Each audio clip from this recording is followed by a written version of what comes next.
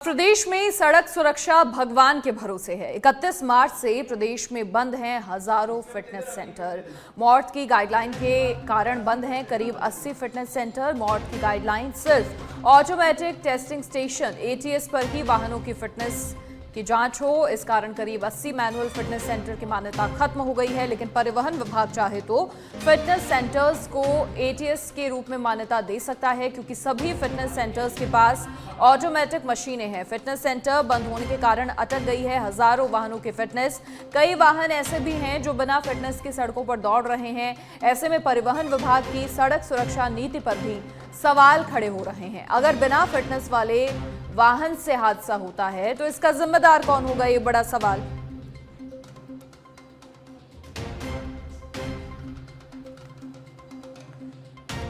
तो fitness centres बंद होने के कारण हजारों वाहनों की फिटनेस अटक गई है और कई ऐसे वाहन हैं जो बिना फिटनेस के सड़कों पर दौड़ रहे हैं। और अगर उन वाहनों से कोई भी हादसा होता है तो फिर इसकी जिम्मेदारी कौन लेगा, ये बड़ा सवाल खड़ा होता है।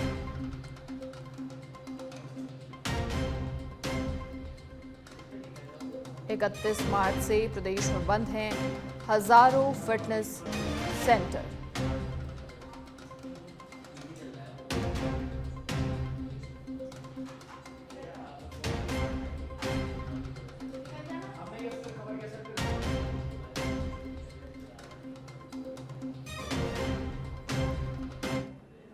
और सच बेधड़क की खबर का असर हुआ है। सिंधी कैंप बस स्टैंड के आसपास अवैध बस संचालन पर कार्रवाई सच बेधड़क ने चलाई थी। नारायण सिंह से हटाया तो सिंधी कैंप पर लगा बिना परमिट बसों का जमावड़ा की खबर। और पिछले 2 दिन से अवैध और बिना परमिट बसों पर लगातार कार्रवाई हो रही है। बिना परमिट बसों को खड़ी करने, सवारियां बैठाने और उतारने पर कार्रवाई की गई। 2 दिन में 25 बसों को जब्त किया गया, जिससे बस संचालकों में हड़कंप मच गया। अधिक जानकारी के लिए सहयोगी सुनील यादव फोनलाइन पर जुड़ गए हैं। सुनील, क्या कुछ पूरी जानकारी? देखिए, खबर का बड़ा असर यहां पर देखने को मिल रहा है, क्योंकि कई बार ऐसी लापरवाहियां सामने आती हैं जो कई सारे सवाल खड़े कर देती हैं। फिलहाल क्या कुछ कार्रवाई की जा रही है? बिल्कुल मनीषा, देखिए कि शहर को जो बसों से ट्रैफिक होता है, ट्रैफिक जाम लगता है, उससे फ्री करने के लिए कवायद की गई थी। नारायण सिंह बस स्टैंड को बंद करके और ट्रांसपोर्ट नगर बस स्टैंड शिफ्ट किया गया था, ताकि किसी तरह से जो यहाँ पर अवैध बसें खड़ी होती हैं उनकी वजह से शहर में ट्रैफिक जाम ना लगे। ऐसे में अगर एक तरफ तो ये कार्रवाई हुई, दूसरी तरफ जब नारायण सिंह के बसों को हटाया तो अवैध तरीके से बिना परमिट वाली बसें हैं वो सिंधी कैंप पर उनका जो जमावड़ा है वो देखने को मिला था। तो जो नारायण सिंह पर ट्रैफिक जाम का जो नजारा था वो सिंधी कैंप पर देखने को मिलता था, क्योंकि सिंधी कैंप पर पहले से ही बड़ी संख्या में बसों का आवागमन होता है और पहले से कई सारी व्यवस्थाएं हैं।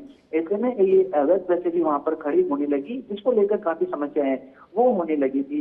इसको लेकर सच बेधड़क ने प्रमुखता से खबर चलाई थी कि नारायण सिंह बस स्टैंड से बसों को हटाया कि इनका जो जमावड़ा है वो सिंधी कैंप पर लग गया। उसके बाद में जो परिवहन विभाग है, वहाँ की जो लोकल पुलिस है और जो सिंधी कैंप प्रशासन है वो हरकत में आया और लगातार पिछले 2 दिन से कार्रवाई हो रही है।